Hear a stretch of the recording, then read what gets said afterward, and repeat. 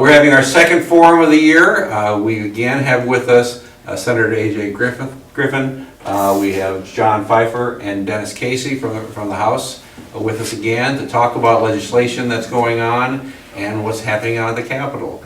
AJ, this is a busy time for you all right now, is it not? It is. We're approaching another deadline to get the House bills heard in the Senate and the Senate bills heard in the House.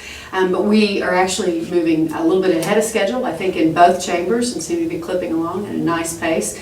And of course, the budget conversations pretty much dominate what we're doing, but we are passing smaller but nonetheless significant pieces of legislation as well. Okay. John, what's happening on the House side? Like Senator Griffin said, we're moving right along, passing the Senate bills that they sent over to the House right now.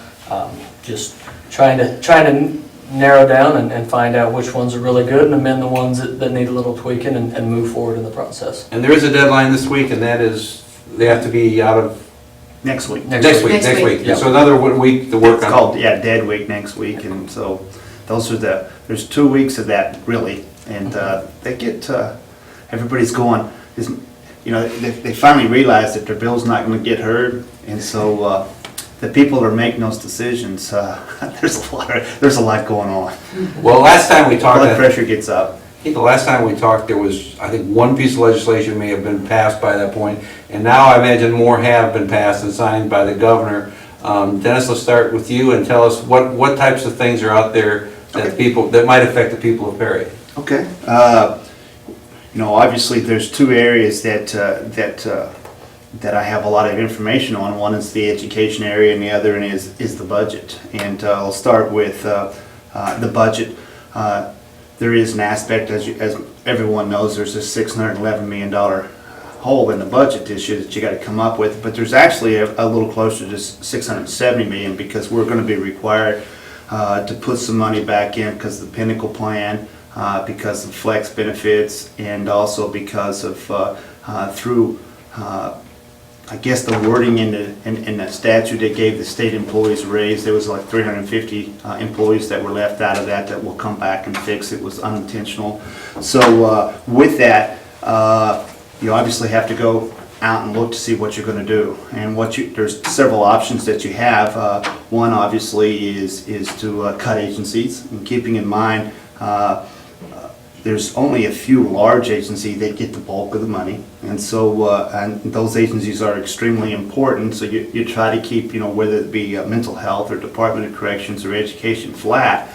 But when you go and you cut all those other agencies, you can cut them 8%, 10%, and you still only comes up with tens of millions of dollars. And so that's been an ongoing negotiation since February. There's also a lot of agencies out there that have revolving funds, and I guess another way you could look at a revolving fund, it could be like a carryover. You could be saving up for something large, etc. But there's literally over $1 billion out there, and so a lot of that is taken up. But there's hundreds of millions that's not basically encumbered. It's probably spoken for, but when you get in a time like this, you've got to take a look, and you got to deal with those agencies and bring them in and talk to them and say, why do you have X amount of dollars, and say, well, you can't take, if you take that, this is what will happen. But what we've seen in the history is that they may have 90 million and we might have taken 40, and next year they're back to 90. So it's almost like your backyard, which is understandable. There's a lot of debate going on there, but there's no doubt there'll be some agencies, revolving funds, that get hit.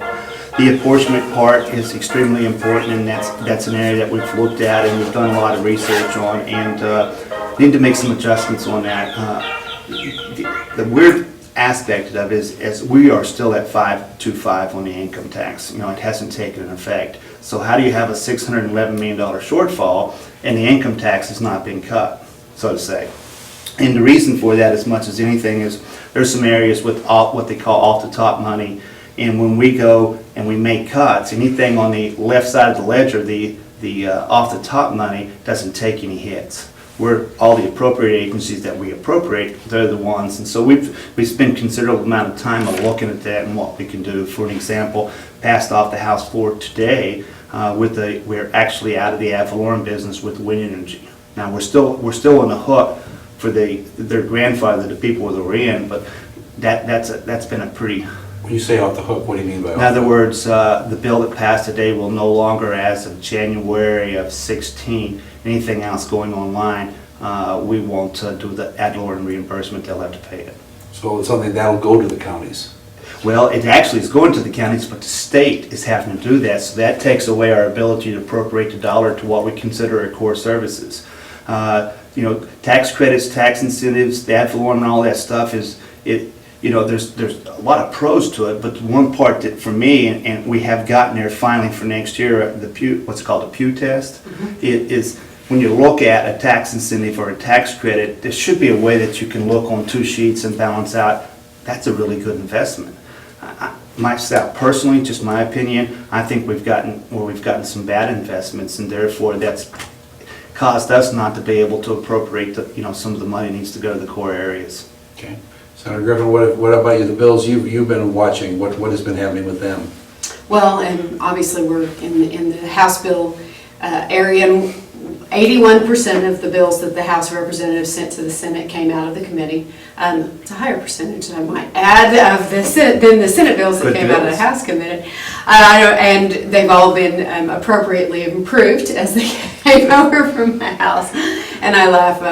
I was really pleased today. I worked with Representative Sanders from Kingfisher, and yesterday we had come off the floor of the Senate a bill that impacts rural firefighters all across the state of Oklahoma. Right now, no one over the age of 45, if they work for a Title 18, or if they want to go volunteer for a Title 18 fire department, is allowed to do that because of an issue with the pension system. This lifts that ban and allows those individuals to serve their community, and I'm very, very pleased to have been able to help Representative Sanders shepherd that through the Senate process. Came out with a good number, even though we had some opposition to that, individuals that are interested in protecting the pension system.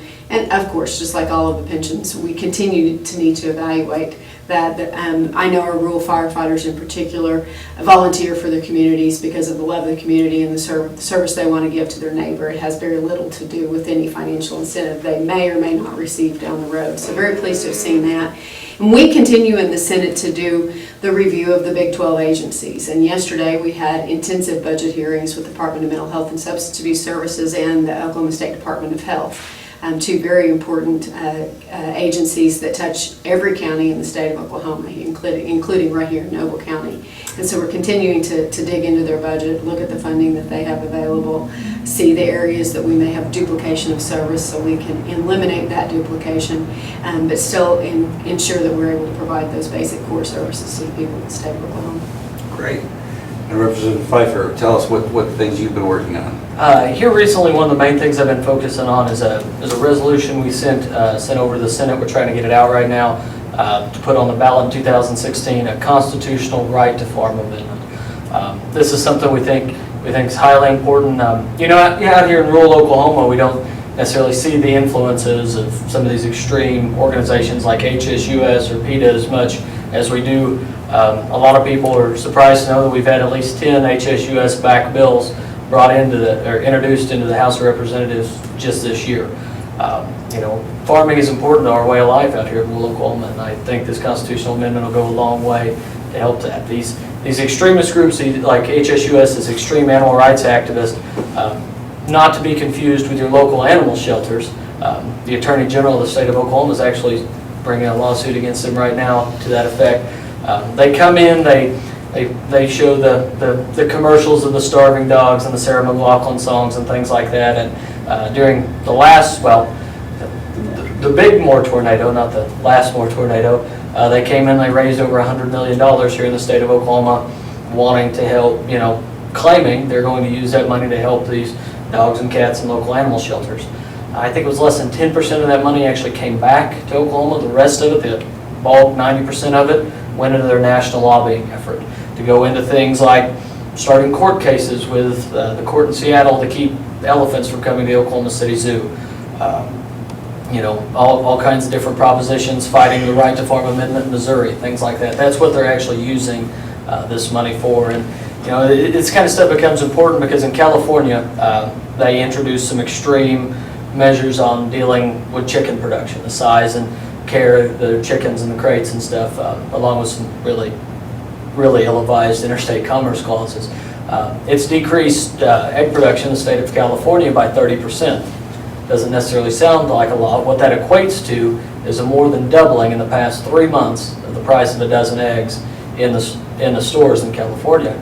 You know, as we move forward in the next 40 years, we're going to have to double food production in this country. And you know, there's a lot of people that have trouble making ends meet. Doubling the price of food at the grocery store isn't going to make it any easier on these people, and that's why I really feel that this measure needs to make it out of the Senate and needs to go on the ballot in 2016 so we can stand up against some of these outside influence groups. And when will we look forward to seeing that on the ballot? It'll be in 2016? When it passes out of the Senate, because I am still confident it will. It will. It'll be on the ballot in 2016. Yes, sir. Good deal, good deal. Well, we talked a little bit about the budget, and clearly that's the elephant in the room, as I think as Dennis said. You've already mentioned that most of the major funded groups are kind of the sacred cows. You don't touch the education, you don't touch DHS and things like that. So a lot of groups, a 10% cut, a 2% cut is a huge part of their budget, but won't get much money into the budget. How is that? How are you going to get to the $611 million? Well, basically, both in the Senate and the House, but I'll speak for the House, is we have subcommittee chairs of appropriations, and you have a person that's in charge of education, which would be higher ed, career tech, and common ed. You also have human services or health, which takes in the entire aspect of all the different agencies that deal with that. You have a Department of Public Safety, you have transportation, you have natural resources. There's about 8, 9 different ones. And so we meet every Tuesday and Thursdays at 8 o'clock, and we talk about what we're doing, and we ask the subcommittee chairs who work with those agencies directly, you know, what can you do to help? What's your priorities? Because for us, which would be Chairman Sears and myself, there's no way that we can hit every agency and do everything. So we depend on our subcommittee chairs to come back and give us advice and say, don't touch this area. So I'm going to interrupt you for a second. For those of you that don't know, Dennis is the Vice Chair of Appropriations and Budget for the House, which is a very high-ranking position, and we're very honored to have him serving in that capacity. I feel very fortunate just because of, you know, until you're able to be in those meetings and do that stuff, you basically get to a vote, and it's up or down, but you don't really get into the nuts and bolts of it. This actually gives you a really good understanding, and you see a lot of things, and it helps not only myself, but it helps me as a representative for District 35. I mean, I feel very fortunate and blessed to be able to do this. So by all means, it's quite an honor for me. But to say that is we've got a lot of eyes that are looking at a lot of different things, and so we actually asked, for example, with public safety, that chairperson, you know, we're looking at making them cuts, and let's say it has a 6% cut on there, and he may say, look, can't do that to the DAs. Maybe they could take a 2%, but let's go down here, and this area over here could take a larger cut than that area. So it's not like we just woke up on a Tuesday and decided what we're going to do. We've been doing this since February. All right, keeping in mind February was a $300 million hole, so it's changed up quite a bit. I think our biggest concern, quite honestly, is that you get to a point where when you've got that agency, even if you leave them a little bit of money, you make them totally ineffective, and that's not our goal. And that's the reason there's certain areas that we're just not touching. In your case, Representative McCullough, who's very strong within his opinions and stuff. I mean, and him being an attorney, he does a good job of fighting for those areas. We do have a $535 million, I believe, rainy day fund, and you can tap in up to 191.8, I believe, without calling an emergency. I think we're looking at taking 150 million from rainy day, and there's different other areas that we can take to bring that up. Once we've gathered up what we think we can do without harming the agency, and when we have to at that point in time, then we go through and start looking at the percentages of cuts, and that's what we're doing right now. We're not quite there, but quite honestly, we're pretty close. You know, I read in the Perry Daily Journal the article that you did about the process works.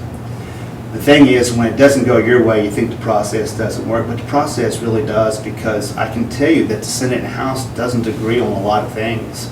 That's good. It's extremely healthy. Even though the Republicans have the majority, the process works. It doesn't always work the way you want it to, but there's not anything out there that we just say, hey, let's pass it and let's go to the House. I mean, there's a lot of conversations. The senator has her areas of expertise, and she has a lot of credibility in those areas. When she says that can't happen, she's gonna beat her fist and try to get her way. And that's healthy, and that's what you see right there. And so you could have an idea in the morning, and by evening you're going, okay, now I understand why it's not a good idea. So having all those different groups of people that have different areas of background, at the end of the day, you're not going to make everybody happy, but you're trying to do what you think is best for the state. Senator Griffin, I hear that we may be looking at $1 billion next year as a shortfall. It depends. We hear conflicting stories from individuals in the energy sector and those that are doing our prediction, which is part of the issue that we have now. But it's important for the people of Oklahoma to understand that when we talk about a budget shortfall, it implies that we've spent money that we don't have, and that is simply not the case in Oklahoma. We balance our budget every year. We are anticipating having fewer dollars to spend for the next year, and some of that is based on anticipated growth and things that we have already planned to spend more money on. We've done a lot on transportation in Oklahoma and attempted to get ourselves out of a hole where we had about 50 years and we were just not adequately funding the Department of Transportation. We were not doing roads and bridges projects in the state. Same thing for our counties. Our counties have been inadequately funded for many, many years, and we're trying to play catch up with the SERB fund. And so even though those areas may see a slight reduction, that's also a reduction in anticipated growth. It isn't necessarily that we're going to spend less money than the year before. We're going to spend less money than we planned to spend as part of the planned budget for the previous year. But we do balance our budget, unlike the federal government. We balance our budget every single year. We do not spend more money than we bring in. And so that's why it's such hard work. It's a whole lot easier to just take some debt and move on down the road, but we don't have a built-in bank unlike the federal government. And we do listen to some very successful people that in our state, in the aspect that the energy sector, they lacking for a better word, I'll use their words, is they believe that next year will be a soft landing. And it is important to know as well, the rig count across the country has taken a 50% reduction. Here in Oklahoma, we've seen a 30% reduction in our rig count. So even though the energy sector across the country has taken a huge hit, in Oklahoma it's been a little less, it could have been a lot worse, is simply what I'm trying to say. And something that might interest people of District 35, because in our rural counties, obviously, our roads are not all paved like some of the other counties are, and so it is important that we fund our county government in an aspect where some of our urban legislators might say, why are we in the county business? The county should be responsible. Obviously, that's a silly statement, and thank goodness we're still have more rural legislators than we do urban legislators. But what they did 5 years ago is they revamped how they did the motor vehicle tax, and the county commissioners, basically it went from 5% to 10% to 15% to 18%. Now they're at 20%. The goal at that time was to be able to bring in an additional $120 million to sweeten the pot for the formula with the county commissioners. It's at 167, so to 170. So what they're looking at possibly doing is even though there's a shy less than $300 million in there, is not to touch that because that's for projects, and then scale that back and cap it at 120, and then basically capture that money and put it back in the general revenue. Speaking to our county commissioners, I'm fortunate enough to have 15 because we have 5 counties. I don't have all the counties and everyone, but I visited with several of them, and basically the only thing they ask is maybe possibly putting a sunset so it could be revisited, because anytime you cap it with inflation and everything that goes on, they've learned from past times when you cap something, it puts them in a bind down the road. So I know from the House side, we're looking that bill right there is to put a sunset on it, so it'll be revisited in 3 years. Okay. Well, we have about a little less than a month and a half left before the end of the session. Sunny day. Sunny day. What do you expect to happen in the next 6 weeks? Well, that's interesting because this is my first year. I don't know. I've learned a lot as we go through. Hopefully, I've got a couple bills. One bill that's passed and already been signed by the governor. One that's headed to her desk. I hope in the next month she signs that. Hope that the Senate kind of sees the rest of our bills and we get some stuff passed. And I'd like to see a budget deal. I'm sure we will reach a budget deal, and I have the utmost faith and confidence that Representative Casey will make sure it's a good one. So. Yeah, and the thing about it. No question, by the way, Dennis. No, we're actually very close, very close. There's a lot of reasons that once we vote on the budget, we sine die. Probably one of the biggest reasons, quite honestly, is once it's done, it's probably time to leave and go hide for a little bit, because it's obviously not going to make everybody happy. But at this point in time, I don't think there's any surprises. I think that all the different agencies are very well aware of how it's going to affect them. Whether I don't know if there's ever actually, when you have a shortfall like that, we have any winners, but they consider themselves winners because they got to communicate, they got to share their thing, and they even got to agree on a percentage that they thought they could handle. So from that aspect, there is a good line of communication. The one thing I do want to touch on, because of some of the viewers that might be educators, and because there's been a lot of concern that some of the bills that are very important to them are not going to be heard. That's not true. They're going to be heard. We have a very small working group over in the House that have basically, what we're looking at is a couple things. One, we're looking at the fact that there's several of the bills that are identical. There's no reason to spend time hearing the same bill over and over just by a different author. The other thing is they really vet it out and make sure that, because one of them is testing. Testing is a huge issue, and we're taking a look at that, and something will be ran next week. The TLE, which is the Teacher Leadership Effectiveness, that's going to be heard. I have that bill. And then the RSA, which is obviously, if anybody has third graders or even second graders have a huge concern with the RSA bill, that's going to be heard. So what happens is what happens, but they are going to be heard. What do you hope to happen in the next 6 weeks? Well, like Representative Pfeiffer, I hope that all of my bills get heard and signed, and I have more than two, just a few, but primarily I hope we continue to chip away at inefficiencies that we have found in government, just keep getting better. Times change, people change, conditions change, and fortunately, we have a system that's designed to respond to those and to keep getting better and to make sure that everything that we use the taxpayers' money for is what we should be spending it on. And continue our commitment as a leadership to infrastructure and to education and to protecting our vulnerable populations, which is really what we're supposed to be doing. I think I read something in the paper the other day that the plan on how to fix the Capitol has gotten more focused, and any of you want to comment on that? Well, I've had a couple of meetings with Drake Thompson, who's a project manager of Capitol Renovation Project. He's a former staffer for the Senate.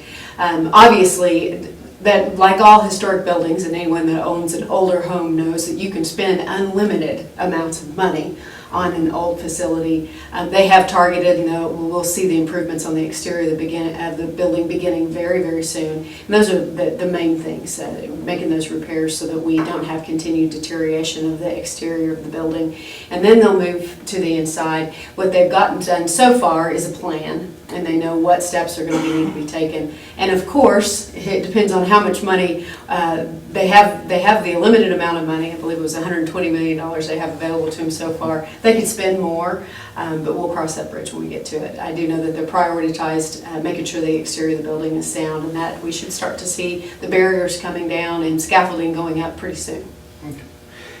Are there any bills that have died that you wish wouldn't have died, and any bills that are out there that you really want to see come through and get to the governor's desk?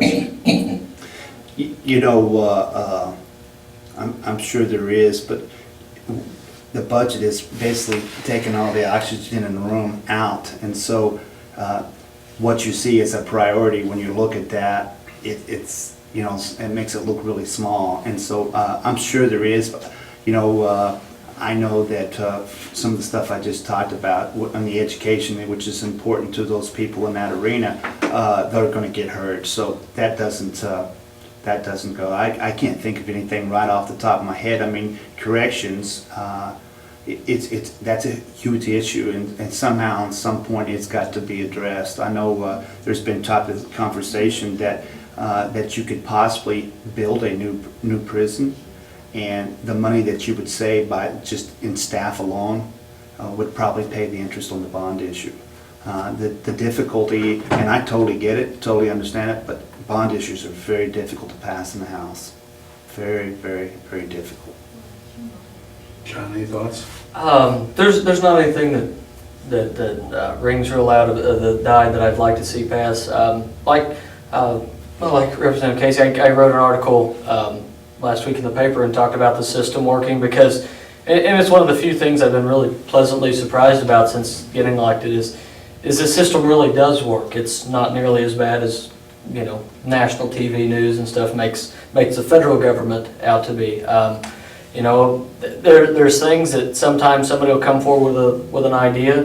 They maybe won't necessarily understand or anticipate all the unintended consequences. When people pay attention and community members get involved, they voice their opinions. They're either able to work those issues out, or a lot of times, and again, you know, an author, especially the House author in this case, realized that the problems that this bill would have caused were way bigger than the one problem this would have fixed. So we laid it over. They're going to continue working on it, and so the process really does work a lot of times. And you know, you hear politicians, and a lot of times that comes with negative connotations. But in the House of Representatives and in the Senate up at your state capitol, most people are there really are for the right reasons. They want to do the best thing for their district. They want to make this state the best that we possibly can. You know, there are going to be differences of opinion. That's just the way it is, and that's the way it should be. But a lot of times they're able to either reach a compromise and move the state forward, and I think that's really impressive. Do you have any thoughts? Well, whenever my constituents, there's several things that they talk about, and you know, obviously education and renewing commitment to education in Oklahoma, and I think we do have a renewed enthusiasm among our educators across the state, new leadership at the State Department of Education, and so we're moving in a positive direction. I've had a lot of individuals from the district ask me, said, what are you going to do about texting and driving? And I do think that's something that we will address either as a primary or as a secondary offense, kind of depending on how the House responds to the bill that we sent over to them. Could you tell people what secondary and primary, what's the difference between them? Well, it's a lot like the seatbelt laws. Right now in the state of Oklahoma, a law enforcement officer cannot stop you solely for not wearing your seatbelt. However, if they stop you for running a red light and you're not wearing your seatbelt, they can give you a ticket for not wearing your seatbelt as well. The texting and driving bill, there's the big bone of contention between the two chambers is should this be a primary offense? Because should you be able to be stopped for texting or using your cell phone while you're driving, not talking on it, but digitally using it, or should it be a secondary offense if as a law enforcement officer sees you weave across the center line because you were texting on your cell phone? So that's still got to be hashed out, but it is something that seems to be very important to my constituents, and we get a lot of questions. And the other thing is the tax credit issue, and we will have several things in place after this session that not only addresses some of the short-term issues with our tax credit programs, but also puts us in a better position moving forward by strategically evaluating those tax credit programs. You know, as a Republican, I like lower taxes, and especially if it's a lower tax that's an incentive that works, that actually grows our economy. But we haven't had a real good matrix to measure those. I think we'll have that in place after this session so that moving forward down the several years when hopefully all my colleagues and I will all still be serving at the State House, that we have a better way to do it so that we're not just continuing programs that don't necessarily benefit the people of the state. I know you visited about this a little bit last month, but after Representative Casey's comments about budget takes the air out of the room and takes a lot of focus and a lot of time, could we visit again whether or not your positions have changed at all about the perhaps doing budget one session and laws another session? Sure. You know, to be honest with you, that was brought up last year. And of course, this is a new legislative session, but Randy Grawl ran that, who I believe is the one that's running it on the House side. Senator Bing, or Pro Tem, is the one. And there's one aspect that I really like, and then all of a sudden as I'm sitting in this working group and it's brought up, I go, ooh, you've made me kind of change my mind. And I'll tell you the two things that's made me change my mind just a little bit on it. One is keeping in mind, me and John, we can file 8 bills and AJ can have an unlimited amount. Not saying that she's doing hundreds of bills. So if you did it every other year, the house now only you've cut us. You see what I'm saying? So we can only do 8 every 2 years, which is probably 8 too many. But the bottom line, the house loses a little bit of their power, I guess is what you'd say. So that doesn't really concern me. But when the speaker says, you know, all we got to do is change the rules. We can do this without legislation. If we think it's important, let's just do it as a caucus or do it as a group, and let's do it. You don't need. So there's so many times that I say that to my agency heads that I deal with. Sometimes that, can't you do this without being legislated? Because when it gets legislated, sometimes the unintended consequences, the misinterpretation. So honestly, I believe that's what we probably should do, because that 4 months up there, because what happens, and I get it, I totally get it, and the longer that I'm there, the more I get it, is the fact that I'm in my 5th year, and by no means do I know everything, and I probably won't if I was there for another 50 years, but I do know a whole lot more, and which now allows me, at the next time, is to hold somebody accountable. And by the time you fight with them people, and you start getting some wind, they just kind of lay to the side, because guess what? You termed out. And so what I see sometimes is it's difficult to make needed changes within the government itself. The people that are ahead of those agencies knows that we're not going to be there forever. Now, I like the term limits, you know, probably not that I would ever consider 16, but there might want to be some type of look at that, because by the time John and AJ, when AJ came in, she was way ahead of the curve, and John does a great job and it's there too, but the bulk of your classes that come in, it does take a little bit of time. And so that's kind of a frustrating thing, and so we need more time to focus on the budget, but maybe what we need to do is, us, within our rules, is to make that adjustment. That's going to be our focus. I ran a bill for Senator Sharp, and it was dealing with performance-based budgeting versus zero, and it passed, and it'll go to the governor because it was clean over on our side. And I think the one thing that'll do, as much as anything, is making sure that we're not duplicating a lot of our stuff. Is there a move to change the term limits? I don't know that there's a move towards it. I think it has been a conversation. Where I sit, I think that's a really long time. We got to see if we're going to make it that long, guys. Right. But there has been conversation that, you know, when you start to get your feet under you and really, really know what you're doing, and you're out the door. And I do know that we let some very skilled legislators that are at the height of their career We have a and really have a good lot of class this year that's fixing to go out. have a lot of influence that are leaving, and they're taking all that knowledge with them as they leave. So they're, you know, it's one of those things that sounds great. When you really put it into practice, we wanted some of those people to term out, but not necessarily all. Can't pick and choose. No, we can't pick and choose. That's like in my class, my freshman class of legislators, around 20 of us they're brand new. This is our first year. We're going to have about 20 again next year. That's roughly about half the House of Representatives with less than 5 years experience. That loss of institutional knowledge is a great loss for the state. I mean, it's hard to figure out who to ask questions to, which questions you need to ask, and things like that. And so when you're continually shuffling out every handful of years, it makes it hard. And it's hard to hold these agencies accountable, especially Representative Casey said, for budgeting standpoint. I do want to add, though, that we have, and I know in the Senate and the House is the same way, we have this entire team that are behind the elected officials, and that's our staff, that a lot of folks don't know anything about. And some absolutely wonderful people that are very, very dedicated employees of the state of Oklahoma, and that because of term limits have become vital to ensuring that we don't repeat mistakes, because they were around when we did it the last time. They try not to place any influence over those of us that are elected, because they understand their role is in a support fashion, but they're extremely important, and they become very, very important with term limits, because we have to have them around. I had an experience this week where former Representative Frank Davis called me. He served Logan County for many years before term limits, and then he was term limited himself. He's going to be participating in the swearing-in ceremony of one of our Court of Criminal Appeals justices, our friend Rob Hudson. And for some reason, Frank is doing a speech, and he wanted to know the vote on the change to the Court of Criminal Appeals, the vote in the legislature in 1950 something.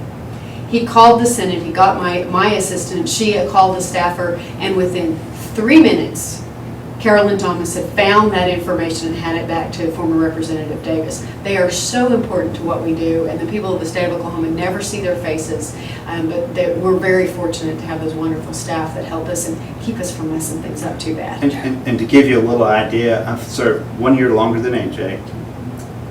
I've served under 3 speakers. How many of your boss have you served under? 1 pro tem. And we So will, see the difference? The analogy I use with my educators is, how would you like to have a new superintendent every 2 years, and not to mention that, have a new a rollover in your staff of a third?